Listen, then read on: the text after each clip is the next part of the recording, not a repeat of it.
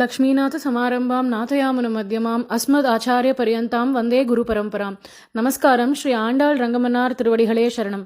இன்னைக்கு திருப்பாவை 29ஆம் நாள் பாசுரம். சிற்றம் சிறுகாலே வந்துன்னை சேவித்து உன் பொற்றா மறையடியே போற்றும் பொருள் கேளாய்.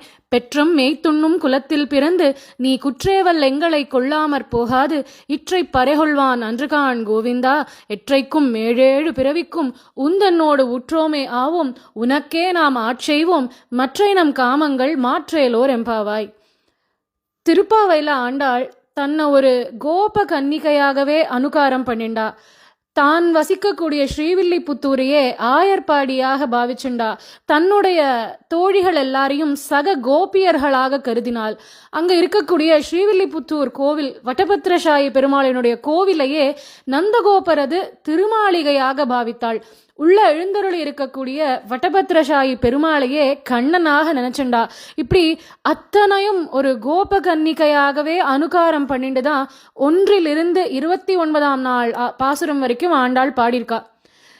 ஆண்டாள் தன்னை ஒரு கோப கன்னிகையாக அனுகாரம் பண்ணிட்டு பாடிய கடைசி பாசுரம் இந்த 29ஆம் நாள் பாசுரம். நாளைக்கு 30ஆம் நாள் பாசுரத்துல ஆண்டாள் தன்மையில தான் பாட போறா. அதாவது தன்னை பெரியாழ்வாரினுடைய திருக்குமாரத்தி அப்படின்னு சொல்லிட்டு தான் நாளைய தினம் பாசுரத்தை பாட போறா. அதனால அவள் ஒரு கோப கன்னிகையாக இருந்து கொண்டு பாடிய கடைசி பாசுரம் இந்த 29ஆம் நாள் பாசுரம். நேற்றைய தினம் பாசுரத்துல ஆண்டாள் இறைவா நீ தாராய் பறையேலோர் எம்பாவாய்னு பாடினா. கண்ணா அந்த பறைய நீதான் எங்களுக்கு அனுகிரகம் பண்ணணும்னு வேண்டிண்டா. அதனால இப்ப கண்ணன் உள்ள போனா பெரிய பறை ஒன்றத்தை கொண்டு வந்து இவாள்கிட்ட கொடுத்தான். நீங்கள் கேட்ட பறை இந்தாங்கோ அப்படின்னா. அதுக்கு ஆண்டாள் சொன்னா, கண்ணா இந்த வாசிக்கக்கூடிய வாத்தியமான இந்த பறைய கேட்டா நாங்கள் உனக்கு 28 நாளா பாசுரங்கள் பாடின்னு இருக்கோம். நாங்கள் வேண்டி வந்த பறை இது அல்ல அப்படிங்கிறா. கண்ணன் கேட்கிறான், அப்போ நீங்க வேண்டி வந்த பறை என்னது அப்படின்னு. அதுக்கு பதிலாக தான் ஆண்டாள் இந்த பாசுரத்தை இப்ப பாடுறா. சிற்றம் சிறுகாலே அப்படின்னு தொடங்குறா. சிறுகாலை அப்படின்னா விடியற்காலை பொழுது அப்படின்னு அர்த்தம். சிற்றம் சிறுகாலே அப்படின்னா அதுக்கும் சீக்கிரம் அப்படின்னு அர்த்தம். அதனால ரொம்ப சீக்கிரம் எழுந்து நாங்கள் எல்லாரும் உன்னை சேவிக்கிறதுக்காக வந்திருக்கோம். சிற்றம் சிறுகாலே வந்துன்னை சேவித்து.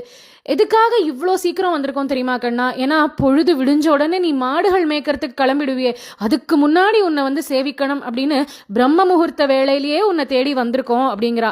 வந்து உன்னை சேவித்து அப்படிங்கிறா. கண்ணா பொதுவா உன் பக்தர்களை நீயே தேடி போய் தான் அவளுக்கு தரிசனம் கொடுப்ப. ஆனா அதுக்கெல்லாம் காத்துன்னு இருக்காம நாங்களே உன்னை தேடி இங்கு வந்துள்ளோம் கண்ணா அப்படிங்கிறா.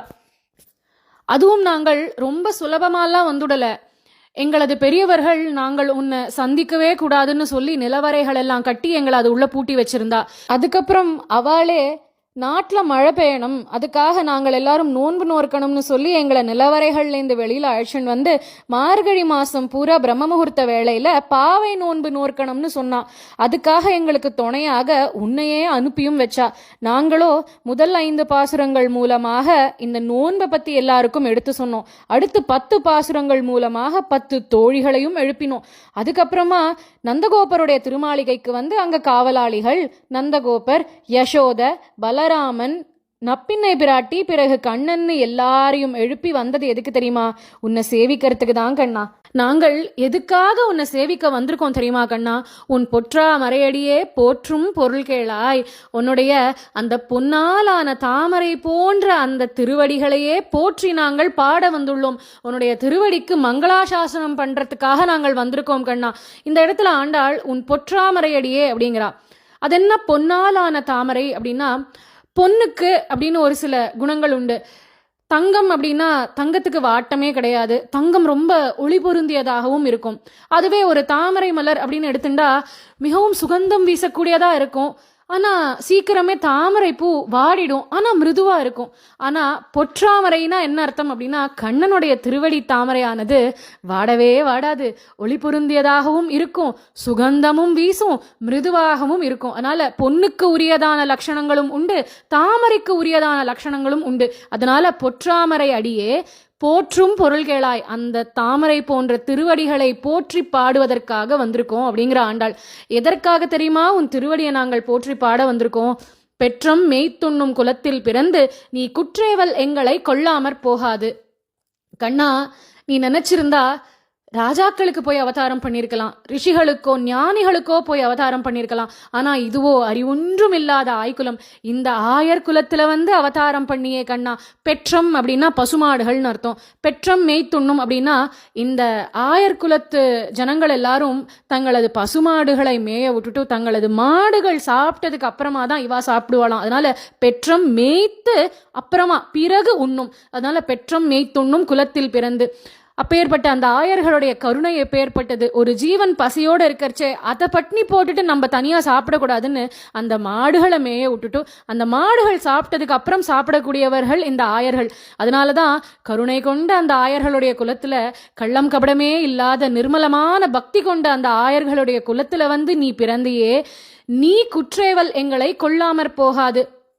நாங்கள் உனக்கு கைங்கரியம் பண்ணணும்னு ஆசைப்படுறோம் கண்ணா. குற்றேவல் அப்படின்னா கைங்கரியம்னு அர்த்தம். உனக்கு கைங்கரியம் பண்ணணும்னு ஆசைப்படுறோம். அதனால எங்களுக்கு நீ அந்த கைங்கரிய பாக்கியத்தை கொடுக்கணும், கொள்ளாமற் போகாது. இல்ல நீங்கள் கைங்கரியம் பண்ணக்கூடாதுன்னு நீ சொல்லவே கூடாது. நாங்கள் பண்ணக்கூடிய கைங்கரியத்தை நீ ஏற்கணும். உனக்கு என்ன கைங்கரியம் வேணுங்கிறத நீயே எங்களிடம் கேட்டு பெற வேண்டும் கண்ணா அப்படிங்கிறா.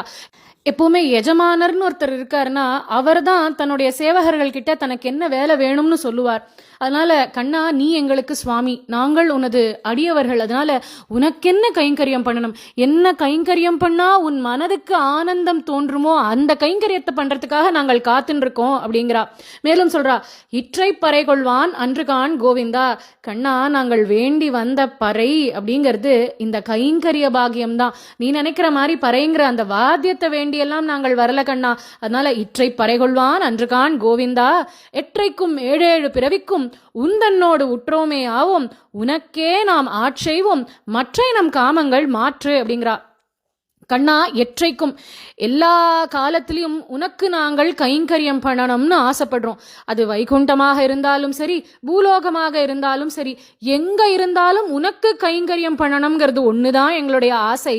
அதனால ஏழேழு பிறவிக்கும் அப்படிங்கிறா. இந்த இடத்துல ஏழேழு பிறவின்னா நாங்கள் எல்லாரும் எடுக்கக்கூடிய ஒரு பிறவிலையும்னு ஆண்டாள் சொல்லல. பகவான் எடுக்கக்கூடிய ஒரு அவதாரத்திலையும் அவன் கூட தாயார் எப்படி கூடவே சேர்ந்து அவதாரம் பண்றாளோ அதே மாதிரி நீ எடுக்கக்கூடிய ஒரு அவதாரத்திலையும் கூடவே நாங்களும் உனக்கு கைங்கரியம் பண்ணணும். அதனால ஏழேழு பிறவிக்கும் உந்தன்னோடு உற்றோமே ஆவோம், உன்னோட கூட உனது அடியவர்களாக இருந்து கொண்டு உனக்கே நாம் ஆட்செய்வோம், உனக்கே நாங்கள் கைங்கரியத்தை செய்வோம். உனக்கே அப்படின்னா உன் திருவுள்ளத்தின் ஆனந்தத்திற்காகவே, நீ சந்தோஷப்படணுங்கிறதுக்காகவே, உன் மகிழ்ச்சிக்காகவே நாங்கள் கைங்கரியத்தை பண்ணுவோம். மற்ற நம் காமங்கள் மாற்று. இதை தவிர எங்களுக்கு வேற ஆசையே இருக்கக்கூடாது கண்ணா. இருந்தா அந்த ஆசையை நீ மாத்திடு அப்படிங்கிற ஆண்டாள் இந்த இடத்துல. ஆனா இங்க மற்ற எம் காமங்கள்னு சொல்லல, மற்ற நம் காமங்கள் அப்படிங்கிறா. எங்களுடைய ஆசையை மாத்துன்னு சொல்லல, நம்மளுடைய ஆசைகளை மாத்திடு அப்படிங்கிறா. அதுக்கு என்ன அர்த்தம் அப்படின்னா, கண்ணா, உனக்கு கைங்கரியம் பண்ணணுங்கிறது மட்டும்தான் எங்களுக்கும் ஆசையா இருக்கணும். எங்களை உனது கைங்கரியத்துல ஈடுபடுத்தணும் அப்படிங்கிறது மட்டும்தான் உனக்கும் ஆசையாக இருக்கணும். அதனால மற்ற நம் காமங்கள் நம்ம ரெண்டு பேருக்குமே, உனக்கும் சரி உன்னுடைய அடியவர்களான எங்களுக்கும் சரி, வேற எந்த ஆசையும் இருக்கக்கூடாது. உன் கைங்கரியத்துல ஈடுபடணும்னு எங்களுக்கு ஆசை வேணும், எங்களை கைங்கரியத்துல ஈடுபடுத்தணும் அப்படின்னு உனக்கு ஆசை வேணும். ஏன் இதை ஆண்டாள் சொல்றான்னா, நரசிம்ம அவதாரத்துல பெருமாள் பிரகலாதன் இடத்துல கேட்கிறார், கண்ணா குழந்தை உனக்கு வேண்டிய வரத்தை கேட்டு பெற்றுக்கொள் அப்படிங்கிறார். அதுக்கு பிரகலாதன் சொல்றான், பெருமாளே வரத்தை கொடுத்து எனக்கு எடுத்துடாத, இது ஒரு வரம்னா வியாபாரம் ஆயிடும். பெருமாளே தன் கண் முன்பாக காட்சி கொடுக்கறச்சே வரம்னு உனத்தை கேட்டு பெற்றுக்கொண்டால் அந்த பெருமாளை விட அந்த வரம்ங்கிறது பெருசுன்னு ஆயிடுறது இல்லையா? அவனுடைய தர்சனத்தை விட அந்த வரம் வசதியானதுன்னு ஆயிடுறது. அதனால இது ஒரு பிசினஸ் டிரான்சாக்ஷன் இல்லைங்கிறான் பிரகலாதன். பக்திங்கிறது டிரான்சாக்ஷனலா இருக்கக்கூடாது. நான் உன் மேல பக்தி பண்றேன் பெருமாளே, நீ எனக்கு பதிலா அதை இதை கொடு அப்படின்னு கேட்டா அது வியாபாரம். கண்ணா, எனக்கு அதுலலாம் இஷ்டம் இல்லை. உனக்கு கைங்கரியம் பண்ணணுங்கிறது ஒண்ணுதான் எங்களோட ஆசை. அதே ஆசைதான் கண்ணா உனக்கும் எங்கள் மேல இருக்கணும்னு ஆண்டாள் இந்த பாசுரத்தை பூர்த்தி பண்றா. நம்ம பாரத தேசத்துல எத்தனையோ மகான்கள், எத்தனையோ பக்தர்கள், பாகவதைகள்னு அவதாரம் பண்ணியிருக்கா. ஒருத்தருடைய மொழிகள் வேறையா இருந்திருக்கலாம், சித்தாந்தங்கள் வேறையா இருந்திருக்கலாம். ஆனா அத்தனை பேருடைய அவதார நோக்கமும் ஒண்ணுதான். இந்த பூமியில இருக்கக்கூடியவா அத்தனை பேரையும் பக்தி மார்க்கத்துல இழுத்து எல்லாரையும் பகவான் திருவடியை அடைய செய்வது அப்படிங்கிறது. அதுக்கு அவாவா எடுத்துட்ட பாதைகள் வேறையா இருந்திருக்கலாம். ஆனா அடிப்படையான விஷயம் அந்த இடத்துல என்ன அப்படின்னா பெருமாள் மேல இருக்கக்கூடிய அந்த பிரேம. நம்ம ஆண்டாள் எப்படி இந்த இடத்துல எற்றைக்கும் ஏழேழு பிறவிக்கும் உந்தன்னோடு உற்றோமேயாவும் உனக்கே நாம் ஆட்செய்வோம் மற்ற நம் காமங்கள் மாற்று அப்படின்னு கண்ணனத்துல வேண்டிக்கிறாளோ அதே மாதிரிதான். வேற எந்த ஆசைகளுமே இல்லாம கண்ணன் ஒருவனையே தன் கணவனாக நினைத்து வாழ்ந்த ஒரு பக்தையினோட சரித்திரத்தை இன்றைய தினம் அனுபவிக்க போறோம். நம்ம ஆண்டாள் எப்படி மானிடவர்க்கென்று பேச்சுப்படில் வாழகில்லேன் கண்டாய் மன்மதனேன்னு சொன்னாலோ அதே மாதிரி சொன்ன ஒரு பக்தை தான் இவளும். அவளது சரித்திரத்தை இன்றைய தினம் அனுபவிப்போம். 16ஆம் நூற்றாண்டுல ராஜஸ்தான்ல சித்தோட் அப்படிங்கிற ஒரு பெருநிலம், அந்த சித்தோர் அப்படிங்கிற பெருநிலத்துக்கு மன்னனாக இருந்தவர் கும்பாஜி ராணா அப்படிங்கிற ஒருத்தர். அந்த கும்பாஜி ராணாவினுடைய ஆட்சி பொறுப்புல பல குறுநிலங்கள் இருந்தது. அதுல ஒன்று குடுக்கி அப்படிங்கிற ஒரு கிராமம். அந்த குடுக்கி அப்படிங்கிற கிராமத்துல தேஜஸ்வினியாக ஒரு குழந்தை பிறந்தாள். இந்த குழந்தை யார் அப்படின்னா, துவாபர யுகத்துல ராதா ராணிக்கு 8 சகிகள் இருந்தா. அந்த 8 சகிகள், அஷ்ட சகிகள்ல ஒருத்தி சம்பகலதா அப்படின்னு. அந்த சம்பகலதாவினுடைய புனர் அவதாரமாக பிறந்தவள் தான் இந்த குழந்தை. இவள் தான் பக்த மீரா. மீராவுக்கு அவள் பிறந்த உடனேவே அவளுடைய அம்மா அப்பா காலகதி அடைஞ்சுட்டா. அதனால அவளை வளர்த்தது அவளுடைய தாத்தாவும் பாட்டியும் தான். அவளுடைய தாத்தாவுக்கு பெயர் தூதாராவ் அப்படின்னு பெயர். இந்த தூதாராவ் ஒரு குறுநில மன்னன். தூதாராவும் அவரது மனைவியும் மீராவை ரொம்ப அன்போடையும் பொறுப்புணர்ச்சியோடையும் வளர்த்துட்டு வரா. தாத்தா பாட்டி வளர்க்குற குழந்தை அப்படிங்கிறதுனால அந்த குழந்தைய பார்த்து பார்த்து வளர்க்குறா. குழந்தை பிறந்ததுலேருந்தே பார்க்க வந்த அத்தனை பேரும் பேசிக்கிற ஒரே ஒரு விஷயம், இந்த குழந்தை பாறாங்கல்லா இருக்கிற மனசை கூட தன் பிரேமையை கொண்டு மாத்திடுவ போல இருக்கே, கண்கள்ல எவ்வளவு கருணை அன்பு பிறந்த குழந்தைக்கு அப்படின்னு எல்லாரும் பேசிக்கிறா. இது சாமானிய குழந்தையே இல்லை அப்படின்னு பேசிட்டு போறா. தூதாராவும் அவரது மனைவியும் மீராவை பார்த்து பார்த்து வளர்க்குறா. தூதாராவும் அவரது மனைவியும் அவளுடைய குடும்பமே ஒரு கிருஷ்ண பக்தர்கள், அத்தனை பேருமே கிருஷ்ண பக்தர்கள். தூதாராவ் தினமும் ஸ்ரீமத் பாகவத புராணம் பாராயணம் பண்ணாம இருக்கவே மாட்டார். ஒரு நாழிகையாவது, அதாவது ஒரு 24 நிமிஷமாவது ஒரு நாளைக்கு பாகவத புராணம் கட்டாயம் பாராயணம் பண்ணிட்டு தான் அவர் எங்கேயுமே கிளம்புவார். அப்பேற்பட்ட கிருஷ்ண பக்தர்கள் அவ அத்தனை பேரும். மீராவுக்கு கிருஷ்ண பக்தி அப்படிங்கிறது பிறவிலேருந்தே இருக்கு. ஒரு துளசியோட ஒரு கொழுந்து எப்படி கொழுந்தா வெளியில வரச்சேவே வாசனையோட வருமோ அதே மாதிரிதான் மீராவும் பிறந்ததுலேருந்தே கண்ணன் கண்ணன் கண்ணன் இருக்கா. மேலும் அவள் வளர்ந்த அந்த சூழலும் அவளுடைய பக்தியை வேருக்கு நீர் ஊற்றி விளைப்பது போலதான் இருந்தது. குழந்தை நிறைய எதை கேட்டாலோ அதுவாகவே மாறினா. நம்ம ஆண்டாளுக்கு எப்படி பெரியாழ்வார் கிருஷ்ண பக்தியை ஊட்டி ஊட்டி வளர்த்தாரோ அதே மாதிரி தூதாராவும் அவரது மனைவியும் மீராவுக்கு கிருஷ்ண பக்தியை ஊட்டி ஊட்டி வளர்த்தா. மீராட்ட ஒரு சின்ன கிருஷ்ண விக்கிரகம் இருந்தது.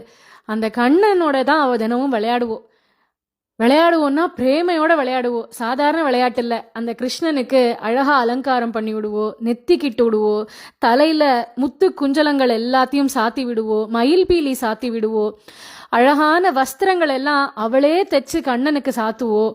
இப்படி அந்த கண்ணனுக்கு ஒன்னொன்னும் பார்த்து பார்த்து பார்த்து பண்ணுவோம். அந்த கண்ணனை அவளுடைய நந்தவனத்துல எழுந்தருளை பண்ணி மீராவும் அவளது தோழிகளும் கண்ணனை சுத்தி சுத்தி கோலாட்டம் எல்லாம் ஆடுவாளாம். இப்படி கண்ணன் மேல கீர்த்தனங்கள் பாடுறது, கோலாட்டம் ஆடுறது அப்படின்னு ரசிச்சு ரசிச்சு ரசிச்சு பக்தி பண்ணியிருக்கா கண்ணன் மேல மீரா. கிருஷ்ண பக்தர்கள் எல்லார்கிட்டயுமே கண்ணனுக்கு இருக்கக்கூடியதான அந்த உற்சாகமும் குதூகலமும் பக்தர்களிடத்துலயும் இருக்கும். கிருஷ்ண பக்தர்கள் அத்தனை பேரும் பெருமாளை ரசிச்சு ரசிச்சு கொண்டாடி கீர்த்தனங்கள் பாடி ஆட்டம் ஆடிதான் அவனை அனுபவிச்சிருக்கா. அது ஒரு அலாதியான சந்தோஷம். அந்த சந்தோஷத்துல அந்த ஆனந்த அனுபவத்திலேயே இருந்தா மீரா.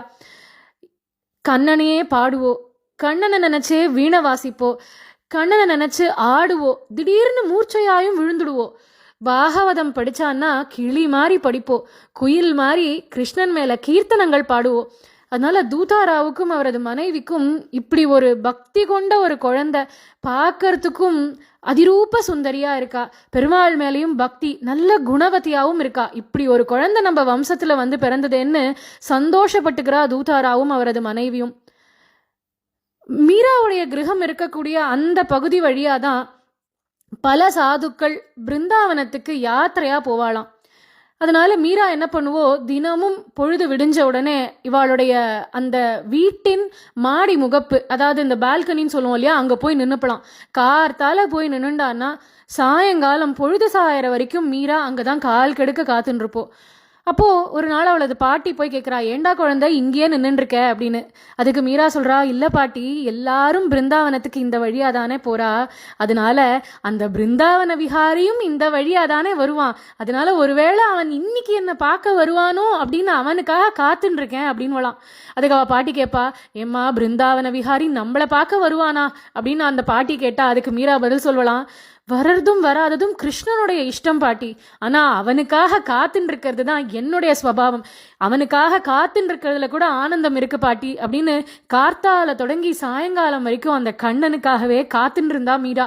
இப்படி எப்படி ஆண்டாள் உண்ணும் சோறு பருகும் நீர் தின்னும் வெற்றிலை எல்லாமும் கண்ணன் இருந்தாலும் மீராவும் அப்படிதான். அவளை பொறுத்த வரைக்கும் எல்லாமே கிருஷ்ண சிந்தனை, அவளுடைய சுவாசமே மூச்சு காத்தே கண்ணன் தான் அப்படின்னு இருந்துட்டு இருக்கா. குழந்த மீரா நாளொரு மேனியும் பொழுதொரு வண்ணமுமாக வளர்ந்துட்டே வந்தா. பால்ய பருவத்திலேருந்து யவ்வன பருவத்தை அடைஞ்சா.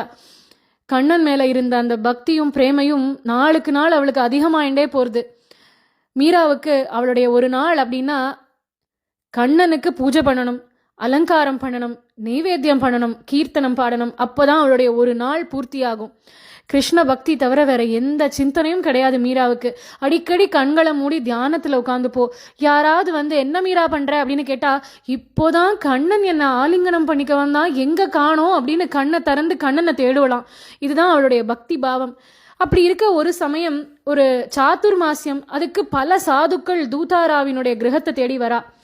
அவர்கள் எல்லாரும் சொல்றா தூதாராவிடத்துல, இந்த சாதுர்மாசிய விரதத்தை உங்களது கிரகத்துல அனுஷ்டிக்கலாம்னு இருக்கோம், உங்களது எண்ணம் என்ன அப்படின்னு கேட்க, தூதாராவ் சொல்றார், இத்தனை சாதுக்கள் வந்து எங்க கிரகத்துல தங்கறதுன்னா அதுக்கு நாங்கள் பாக்கியம் பண்ணிருக்கணும் அப்படின்னு சொல்லிட்டு அரண்மனையில அதற்கான ஏற்பாடுகள் அத்தனையும் பண்றார் தூதாராவ். அத்தனை சாதுக்களும் இவளுடைய அரண்மனையிலேயே தங்குறா அடுத்த 4 மாதங்களுக்கு. அரண்மனையில தினமும் பிரவச்சனம், பூஜை, பாராயணம்னு நடந்துட்டு இருக்கு. எல்லாருமே பிருந்தாவனத்து சாதுக்கள் தான். அதனால அவ ஒரு கோபாலனை ஏழை பண்ணிட்டு வந்திருக்கா.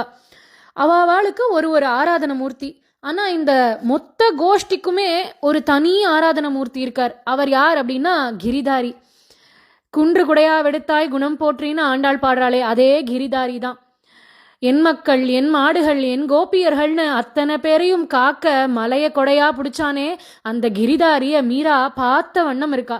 அந்த கண்ணனையே பார்க்கறா மீரா. அந்த கிரிதாரிக்கு ஆராதனம், அலங்காரம், பிரவச்சனம், கீர்த்தனம், டோலோத்சவம்னு எல்லாம் ரொம்ப பிரமாதமா நடந்துட்டு இருக்கு.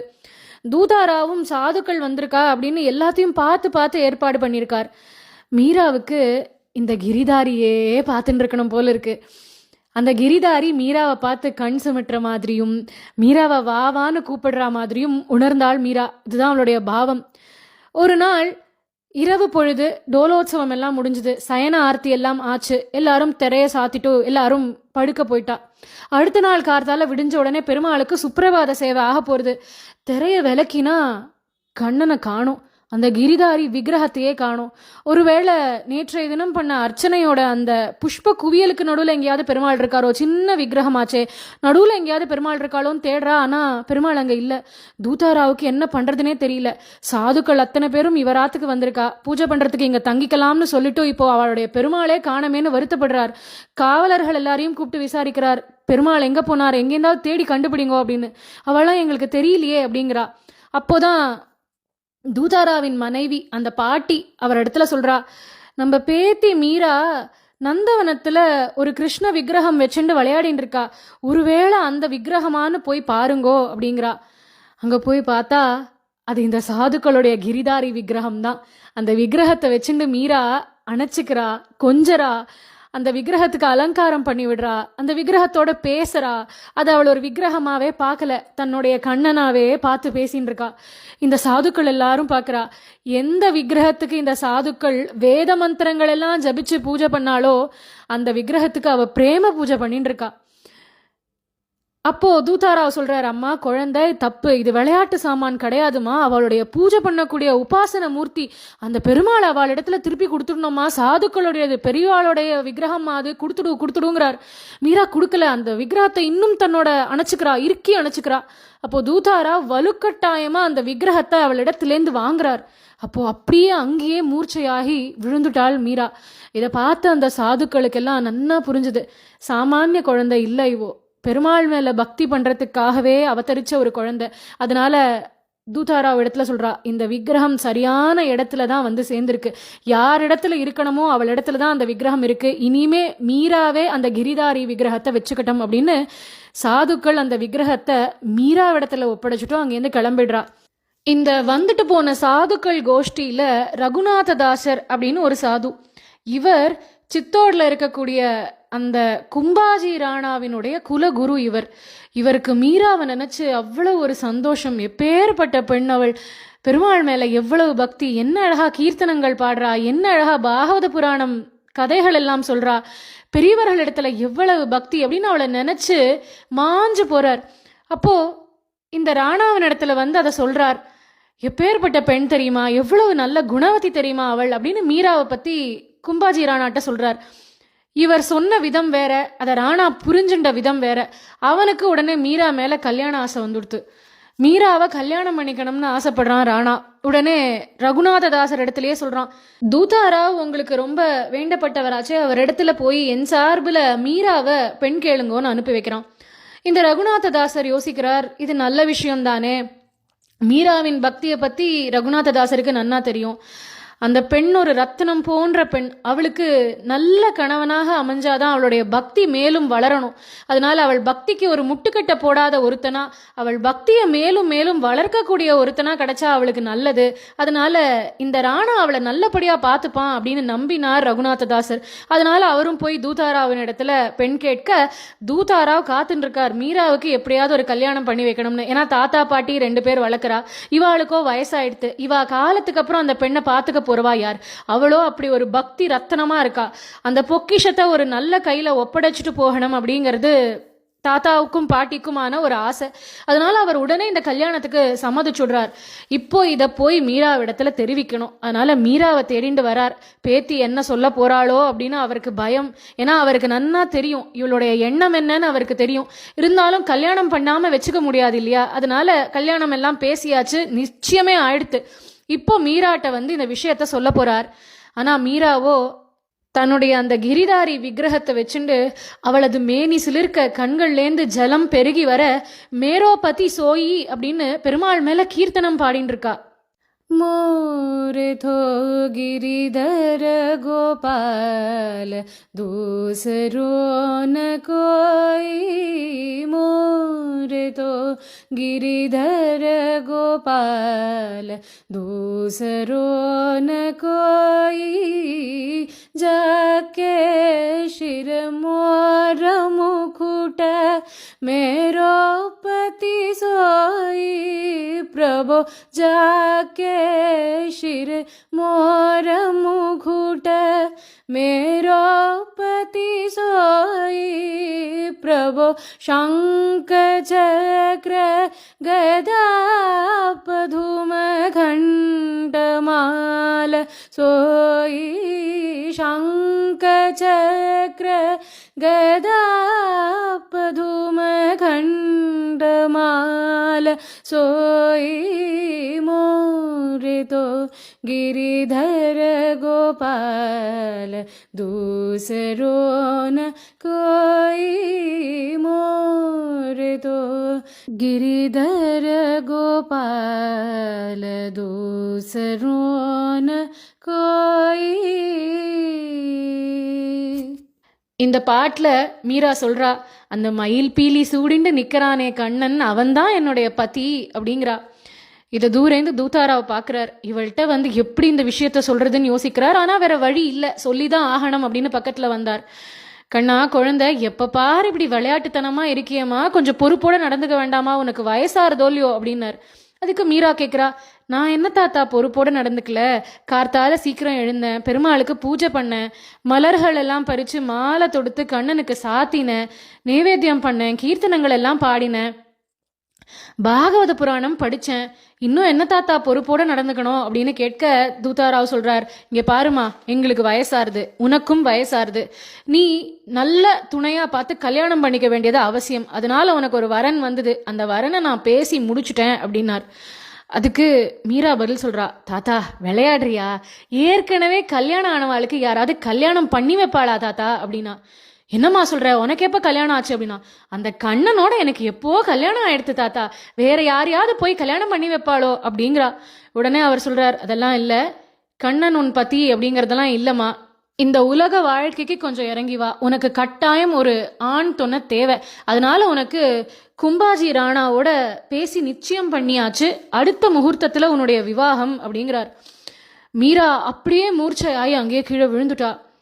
அதுக்கப்புறம் பல நாட்கள் அவள் சாப்பிடவே இல்லை. அப்படி இருக்க ஒரு நாள் அவளுடைய கனவுல கண்ணனே வந்தான். அப்போ மீரா கண்ணன் இடத்துல கேட்கிறா, ஏன் கண்ணா, என்னை இந்த சம்சாரத்துல உழல வைக்கிறது அப்படிங்கிறது தான் உன்னுடைய சங்கல்பமா, இதுதான் நான் பண்ணணும்னு நீ முடிவு பண்ணிட்டியா அப்படிங்கிறா. அதுக்கு கண்ணன் சொல்றான், ஒரு பந்தை ஒருத்தன் விட்டு எறிஞ்சான்னா எப்படி அந்த பந்தை அவன் விட்டெறிஞ்ச வேகத்திலேயே திருப்பியும் கையில பிடிப்பானோ, அதே மாதிரி தான் உன்னை நான் இப்போ இந்த சம்சாரத்துல விட்டுருக்கேன். சுத்தமான பக்தி அப்படின்னா என்ன அப்படிங்கிறது இந்த உலகத்துக்கு காட்டணும் அப்படின்னா அதுக்கு உன்ன மாதிரி மகத்தான ஆத்மாக்கள் பூமிக்கு வந்து அதை காட்டி தான் ஆகணும், வேற வழி இல்லை. அதனால அந்த பந்தை எரிஞ்சவன் அந்த பந்தை எப்படி எரிஞ்ச வேகத்திலேயே திருப்பி பிடிப்பானோ அதே மாதிரி உன்னையும் நான் சீக்கிரமே என்னோட சேர்த்துப்பேன், அதனால இது என்னுடைய லீலைன்னு நீ இதுக்கு ஆட்பட்டு இரு அப்படின்னு கண்ணன் சொல்லிட்டான். இந்த கட்டத்துல தான் மீரா சாக்கரு ராக்கோஜி அப்படின்ற பாட்டை பாடுறா.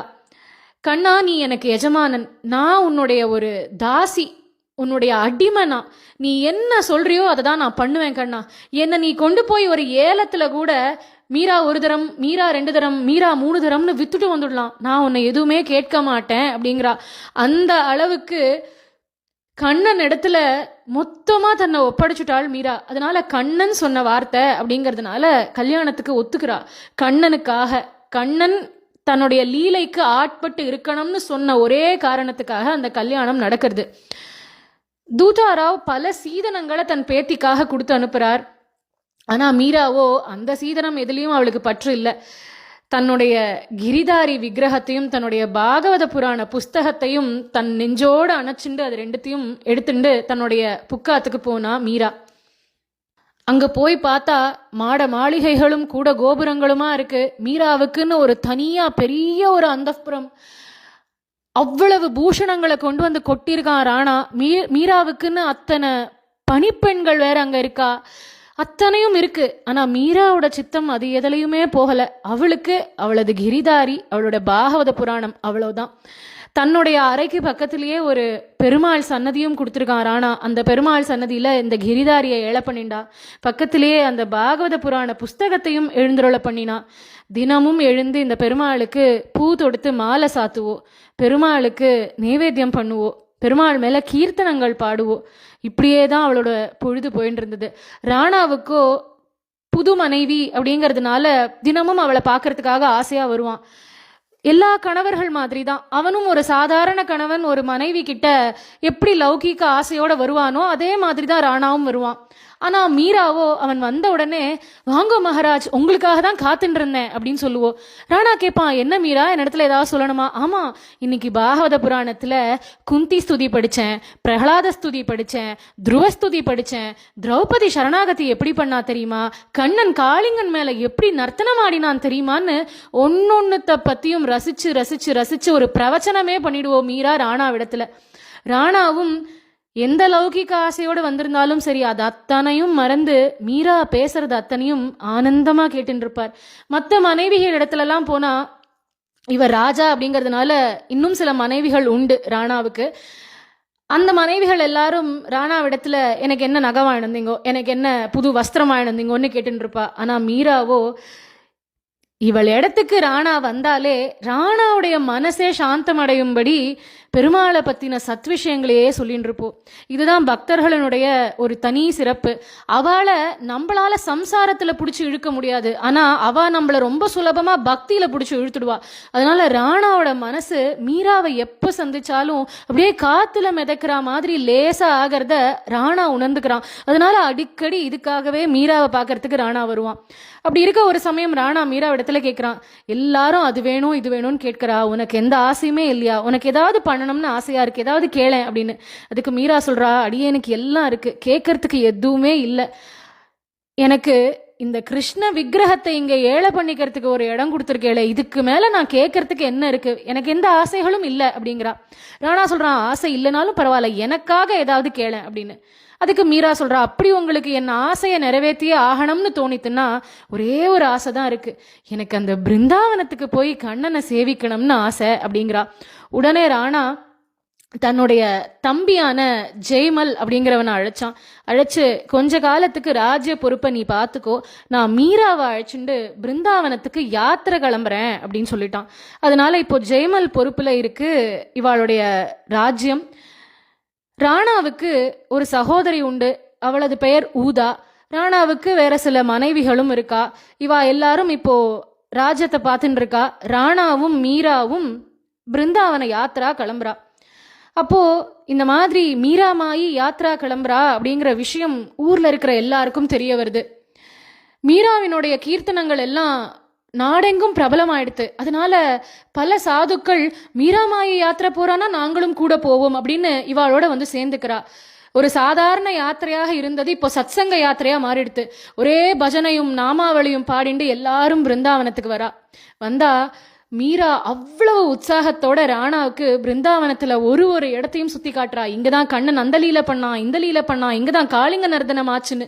அப்போ ராணா கேட்கிறான், ஏன் மீரா, இதுக்கு முன்னாடி பிருந்தாவனம் வந்ததே இல்லைன்னு சொன்னியே, இப்போ ஒரு இடத்தையும் இப்படி கூட்டிட்டு போய் எனக்கு சுத்தி சுத்தி காட்டுறியே, எப்படி உனக்கு இதெல்லாம் தெரியும் அப்படின்னு கேட்க மீரா சொல்றா, எனக்கு எங்க தெரியும், எனக்கு முன்னாடி அந்த குட்டி கண்ணன் என்னை அழைச்சிட்டு போய் ஒன்னொன்னுத்தியா காட்டுறான், அவன் என்ன காட்டுறானோ அதை தான் நான் உங்களுக்கு காட்டுறேன் அப்படிங்கிறா மீரா. இதுதான் மீராவினுடைய பக்தி. கண்ணனே அவள் கண் முன்பாக வந்து அந்த குட்டி கோபாலன் ஒரு இடத்தையா காட்டி, இங்க பாரு மீரா, இங்கதான் நான் நர்த்தனம் ஆடினேன், இங்க பாரு மீரா, இங்கதான் நான் ராசலீல பண்ணேன்னு அத்தனையும் மீராவுக்கு காட்ட அதை அப்படியே மீரா ராணாவுக்கு காட்டினா. இப்படி இவா எல்லாரும் தங்களது பிருந்தாவன யாத்திரையை முடிச்சுன்னு சித்தோடுக்கு திரும்புறா. சித்தோடுல வேற சில விஷயங்கள் நடக்கிறது. இங்க ராணாவினுடைய ராணிகளுக்கு எல்லாம் மீரா மேல பொறாம. ராணா எப்போ பாரு மீராவோடையே இருக்கான் அப்படிங்கறத அவளால ஏத்துக்க முடியல. அதனால ராணாவின் தம்பியான ஜெயமலையும் ராணாவின் சகோதரியான ஊதாவையும் தங்களது கைக்குள்ள போட்டுண்டா இந்த ராணிகள். அதனால இப்போ இவா அத்தனை பேரும் ஒரு கோஷ்டியா சேர்ந்துனுட்டா. அங்க பிருந்தாவன யாத்திரை போனவா எல்லாரும் சத்சங்கமா சேர்த்துண்டு சத்சங்கத்துல இருக்கா. இங்க இது ஒரு துர்ஜன சங்கமே உருவாயிடுத்து சித்தோடுல. இப்போ இந்த ஒட்டுமொத்த கூட்டமும் மீராவுக்கு எதிரா செயல்படணும் அப்படின்னு காத்துட்டு இருக்கு. தக்க சமயத்துக்காக காத்துட்டு இருக்கா இவா எல்லாரும். இப்போ மீராவினுடைய கீர்த்தனங்கள் எல்லாம் ரொம்ப பிரபலமாயிடுத்து. ஜனங்க எல்லாரும் மீராவோட சத்சங்கம் வேணும், மீராவோட சத்சங்கம் வேணும், மீராவோட பஜனையில கலந்துக்கணும்னு எல்லாருக்கும் அவ்வளவு ஆசை. ஆனா அந்த புறத்துக்குள்ள யாரும் அனுமதிக்க முடியாது. அதனால இப்போ ராணா பார்த்தான், எல்லாருடைய ஆசையும் நம்ம நிறைவேற்றணும் அப்படின்னு முடிவு பண்ணி மீராவினுடைய அந்த புறத்துக்குள்ளேயே ஒரு அழகான கோவிலை கட்டி கொடுத்தான் ராணா. அந்த கோவில்ல மீராவினுடைய கிரிதாரி விக்கிரகத்தையும் ராணா பிரதிஷ்டை பண்ணி கொடுத்தான். இனிமே இங்க சத்சங்கம் நடத்தலாம் அப்படின்னு அனுமதியும் வழங்கினான். யார் யாரெல்லாம் சத்சங்கத்துக்கு வரலாம் அப்படின்னா சாதுக்கள், வயதானவர்கள், பெண்கள், குழந்தைகள், இவா மட்டும் சத்சங்கத்துக்கு வரலாம். அதனால தினமும் சத்சங்கம் நடக்க ஆரம்பிச்சது. தினமும் பஜனை, தினமும் பாகவத புராண பிரவச்சனம். மீரா காலில் கெஜ்ஜையை கட்டிண்டு பஜனை பண்ணிட்டு தினமும் ஆடுவோம். வர சேவார்த்திகள் எல்லாரும் பெருமாளை பாடிண்டு ஆடிண்டு கண்ணனை நினைச்சு எல்லாரும் பக்தி பரவசத்துல முழுகியிருப்பா. ஆனா இத சித்தோட் அரண்மனையில இருந்த மற்ற ராணிகளுக்கும் ராணாவினுடைய சகோதரியான ஊதாவுக்கும் பிடிக்கல. மீராவை குல நாசினின்னு பேச ஆரம்பிச்சா இவா எல்லாரும். ஏன்னா ஒரு ரஜபுத்திர பெண் இப்படி காலில் சலங்கையை கட்டிட்டு எல்லாரும் முன்னாடியும் ஆடுறதுங்கிறது அவர்களது குல வழக்கத்துக்கு மாறானது அப்படின்னு அவள்லாம் பேச ஆரம்பிக்கிறா. ஆனா மீராக்கு அது எதை பத்தியும் லட்சியம் இல்லை.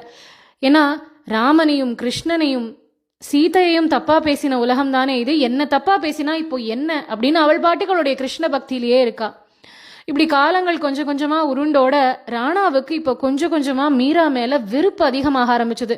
காரணம், இந்த ஒட்டுமொத்த கோஷ்டியும் சேர்ந்து இப்போ மீராவை பத்தி ராணாவிடத்துல தப்பு தப்பா பேசி பேசி பேசி இப்போ ராணாவுக்கு மீரா மேல வெறுப்பு.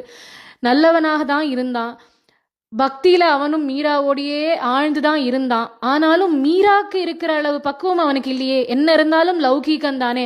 இவள் ஒரு பறவை மாதிரி எங்கேயோ வானத்துல பறக்கக்கூடியவள். இவள் அளவுக்குலாம் அவனால பறந்து போக முடியாது. அதனால அவனுடைய மனசு இவ்வளவுதான். அதனால இந்த சம்சாரத்துல சிக்கிண்டு அவாவா சொல்றதெல்லாம் கேட்டுண்டு மீரா மேல அவனுக்கு மெல்ல மெல்ல வெறுப்பு அதிகமாச்சு. ஆனா அவள் மேல இருந்த நம்பிக்கை அவனுக்கு குறையல. ஒரு நாள் பாத ராத்திரிக்கு ராணாவினோட தம்பியான ஜெய்மல் வந்து ராணாவுடைய அற கதவை தட்டுறான். ராணா எழுந்து வந்து, என்னடா இந்த நேரத்துக்கு வந்திருக்க அப்படின்னு கேட்க ஜெய்மல் சொல்றான், அந்த மீரா மேல அவ்வளவு நம்பிக்கை வச்சுட்டு இருக்கியே, அது எப்பேற்பட்ட தப்புன்னு உனக்கு புரிய வைக்கணும்னு வந்தேன். அவள் என்ன கோவில்லையே தங்குறா அப்படின்னு கேட்க ராணா சொல்றான், இப்ப என்ன பஜனை முடிய நாழியா இருக்கும், கோவில்ல தங்குறா, அதனால இப்போ உனக்கு என்ன, கோவிலும் அரண்மனை உள்ளதானே இருக்கு அப்படிங்கிறான். அதுக்கு ஜெய்மல் சொல்றான், இல்ல அங்கதான் விஷயம், அந்த கோவில்ல அவள் யாரோடையோ இருக்கா, உள்ள யாரோ ஒரு பரபுருஷன் இருக்கான் அப்படின்னு ஜெய்மல் சொல்றான். நான் ஒரு சம்பாஷணையை கேட்டுட்டு வந்தேன் அப்படிங்கிறான். உடனே ராணா பெருத்த கோபத்தோட தன்னோட வாளை உருவி ஜெய்மல் கழுத்துல வச்சான். என் தம்பியா இருக்கிறதுனால உன்னை உயிரோட விடுறேன், அவளை பத்தி தப்பா பேசாத, அவளை பத்தி எனக்கு நன்னா தெரியும் அப்படின்னா. உடனே ஜெய்மலும் அங்கேருந்து போயிட்டான். ஆனா சந்தேகம் யாரை விட்டுது, இப்படி ஒரு விதைய போட்ட உடனே ராணாவோட மனசு கலங்கி போச்சு. அது என்னன்னு தெரிஞ்சுக்கணும் அப்படின்னு நேர சன்னதிக்கு போறான், கோவிலுக்கு போறான். போய் அங்க கதவு கிட்ட நின்று அவனும் அந்த சம்பாஷணையை கேட்கறான். அப்போ மீரா ஒருத்தர்கிட்ட பேசின்னு இருக்கா. உனக்கு தெரியாதா, நான் இன்னொருத்தரோட மனைவின்னு தெரியாதா, என்னுடைய வஸ்திரத்தை பிடிச்சி இப்படி இழுக்கிறியே அப்படிங்கிறா. உடனே படார்னு அந்த கதவை திறந்துட்டு உள்ள போனான் ராணா. அப்போதான் அங்க அவன் கண்ட காட்சி, மீரா அழகா ஒரு மெத்த போட்டு அந்த மெத்த மேல கண்ணனை சயனிக்க வச்சு கண்ணனுக்கு சயன ஆர்த்தி எல்லாம் முடிஞ்சு கண்ணனை தூங்க வச்சுட்டு இருக்கா. அப்போ கண்ணனுடைய கையில இவளுடைய மேலாக்கு மாட்டின்றது. அப்போ கண்ணன்ட்ட இந்த பாவத்துல மீரா பேசுறா, அதை ஒரு கீர்த்தனமாவே பாடுறா. அப்போதான் ராணா இந்த காட்சியை பார்த்துட்டு கை கூப்பி மீராவை சேவிச்சு பதில் சொல்றான், மீரா உன்னுடைய பக்தி பாவமே வேற, நீ வேற உலகத்துல இருக்கமா, நாங்கள் வேற உலகத்துல இருக்கோம். நாங்க இருக்கக்கூடிய இந்த உலகத்துல அத்தனையும் அழுக்கா இருக்கு, அதனால எங்க புத்தியும் அப்பப்போ அழுக்கா மாறிடுறது அப்படிங்கிறான். சொல்லிட்டு ராணா அங்கேருந்து கிளம்பி போயிடுறான். இந்த சந்தர்ப்பத்துல ராணாவுக்கு மீரா மேல இருந்த சந்தேகம் போயிடுத்து. ஆனா வேறொரு சந்தர்ப்பத்துல ரொம்ப பெரிய ஒரு விபரீதமாச்சு. அக்பருடைய அரசவையில தான்சேன் அப்படிங்கிறவர் அவருடைய ஆஸ்தான வித்வானாக இருந்தார். அப்போ அந்த தான்சேன் மீராவினுடைய பஜனை அக்பர் முன்னாடி பாடினார். அதை கேட்ட அக்பர் அந்த சாகித்யத்தில் அப்படியே மெய் மறந்து போய், இந்த சாகித்யத்தை எழுதினவா யாரோ அவளே இந்த பாட்டை பாடணும், அதை நான் கேட்கணும்னு எனக்கு ஆசை அப்படின்னு சொன்னான். அதை கேட்ட தான்சேன் சொன்னார், சமுத்திரம் வத்தினாலும் வத்தும், சூரியனும் சந்திரனும் வடக்கையும் தெற்கையும் மாறினாலும் மாறுவா, ஆனா உங்களால இந்த பாட்டை இதை எழுதினவா பாடி கேட்க மட்டும் முடியவே முடியாது அப்படின்னார். அதுக்கு அக்பர் கேட்டார், அதென்ன அப்படி சொல்ற அப்படின்னு.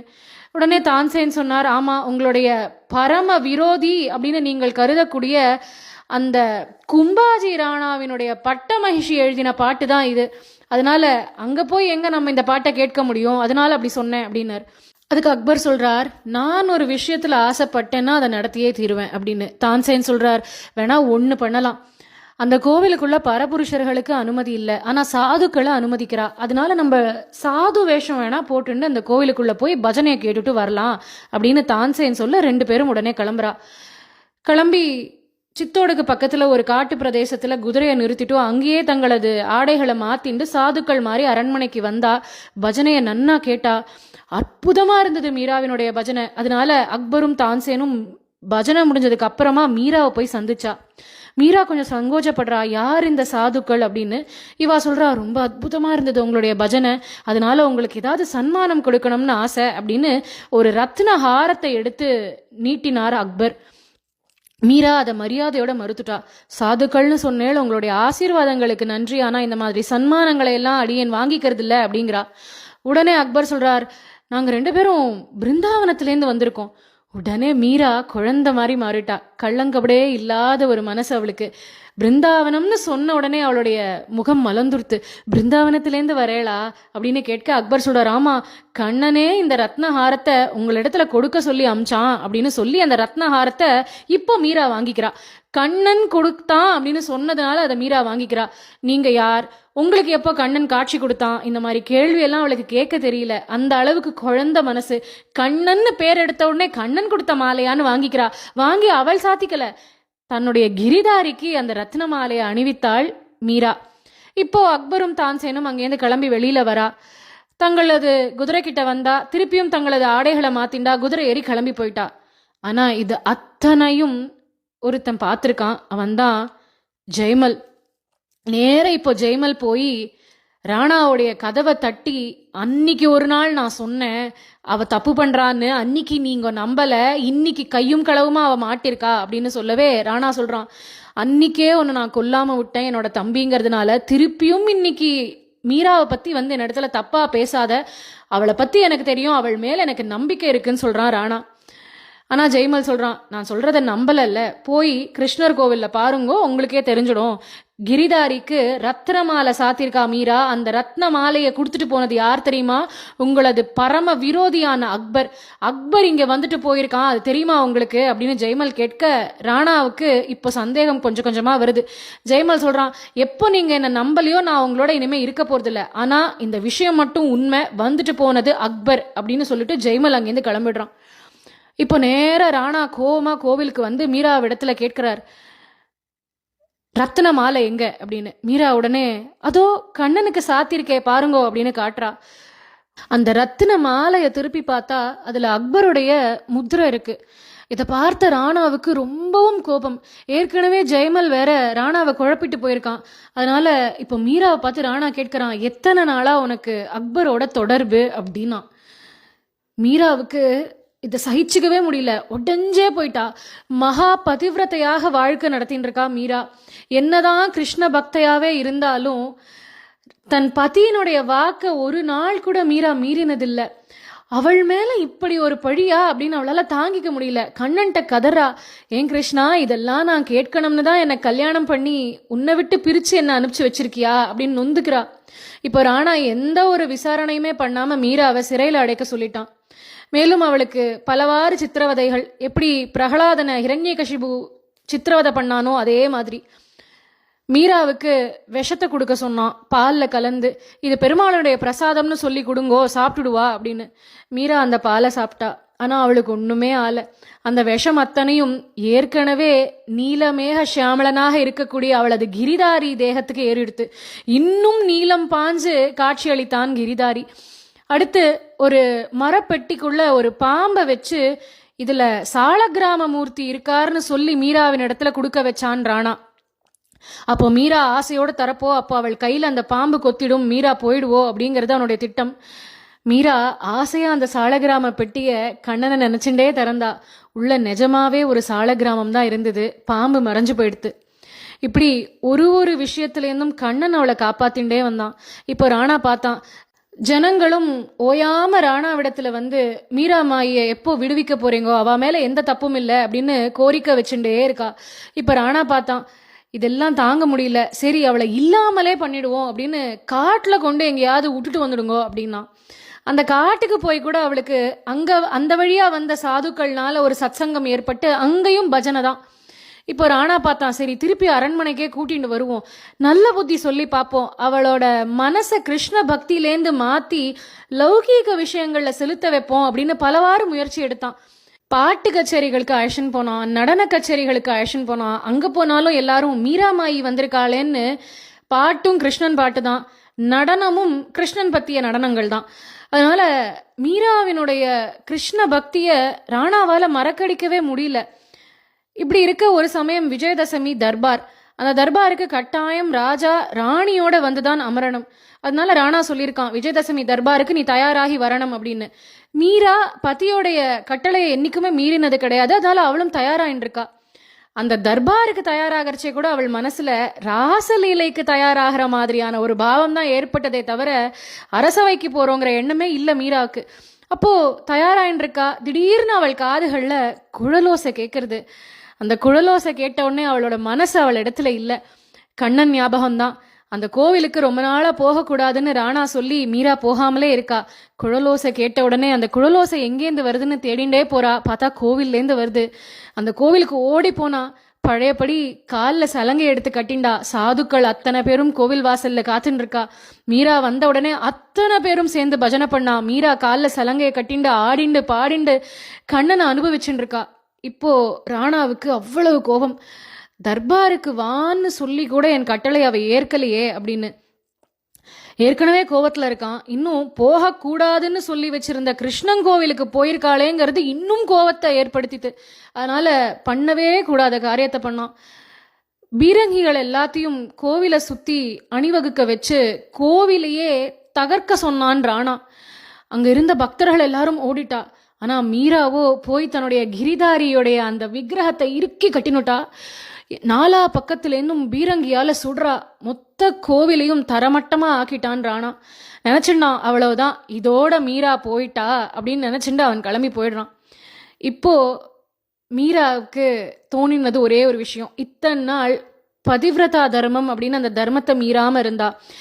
இப்போ ராணாவே அவள் போயிடணும்னு நினைச்சுட்டானோ, இப்போ தன்னுடைய பத்திக்கு தான் தேவையில்லை அப்படின்னு தெரிஞ்சுடுத்து.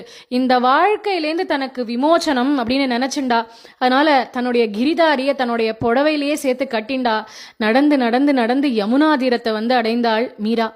அந்த இடத்துக்கு வந்தவோ கிருஷ்ண பிரேமையின் காரணமாக கண்ணனை பாடி பாடி அப்படியே மூர்ச்சை ஆயிடுறா. அந்த யமுனை ஜலத்துல விழறா. யமுனை அவளை அப்படியே தாங்கி தாங்கி தாங்கி பிருந்தாவனத்துக்கே கொண்டு வந்து சேர்த்துடுறா. அந்த பிருந்தாவனத்துல சில சாதுக்கள் எல்லாம் அனுஷ்டானம் பண்ணிட்டு இருக்கா. அந்த இடத்துல இப்படி ஏதோ ஒரு உடம்பு இப்படி கரை ஒதுங்கிறது. இது யார் அப்படின்னு பார்த்தா தெரியல, எங்கேயோ பார்த்த மாதிரி இருக்கு. அந்த பெண்ணினுடைய வஸ்திரத்துல பார்த்தா ஒரு விக்கிரகம் இருக்கு. அந்த விக்கிரகத்தை என்ன விக்கிரகம்னு பார்க்கலாம்னு எடுத்து பார்த்தா கிரிதாரியினுடைய விக்கிரகம். இந்த சாதுக்களுக்கு அப்பதான் புரிஞ்சுது. முன்னாடி சாதுர்மாசிய விரதத்துக்காக தூதாராவினுடைய கிரகத்துக்கு போயிருந்தாலே சாதுக்கள், அப்போ அவர்களுடைய அந்த கிரிதாரி விக்கிரகத்தை கொடுக்க மாட்டேன்னு அள்ளி அணைச்சுண்டாலே அந்த சின்ன பொண், அவதானா இவோ அப்படின்னு உணர்ந்தா இந்த சாதுக்கள். இவளுக்கு இப்படி ஒரு நிலைமையா அப்படின்னு அவளை ஜலத்திலேருந்து மீட்டெடுத்து அவளுடைய மயக்கத்தை தெளிய வச்சா. மேலும் மீராவை தங்களோடையே தங்கிக்கலாம்னு அவ சொல்ல, அவளும் இப்போ எல்லா உறவுகளையும் அறுத்தெறிந்தவளாக சாதுக்களோடையே பஜனை பெருமாள் சேவைன்னு இருந்துட்டு இருக்கா. அப்படி இருக்க ஒரு சமயம் துவாரகாலேருந்து சில சாதுக்கள் பிருந்தாவனத்துக்கு வந்தா. அவ மீராவை பார்த்து மீராவிடத்திலே கேட்கிறா, இங்க மீரா மாயின்னு யாரோ இருக்காளாமே, அவ எங்க இருக்கா? அதுக்கு மீரா சொல்றா, அடியேன்தான் அந்த மீரா, உங்களுக்கு என்ன வேணும் அப்படின்னு கேட்க அந்த சாதுக்கள் சொல்றா, நாங்கள் எல்லாரும் துவாரகாலேருந்து வரோம், பேட் துவாரகா, சமுத்திரத்துக்கு நடுவுல இருக்கே அந்த துவாரகையிலேருந்து வரும். அங்க வெகு காலமா கண்ணனுடைய சன்னதி பூட்டியே இருக்கு. எவ்வளவு முயற்சி பண்ணாலும் திறக்க முடியல.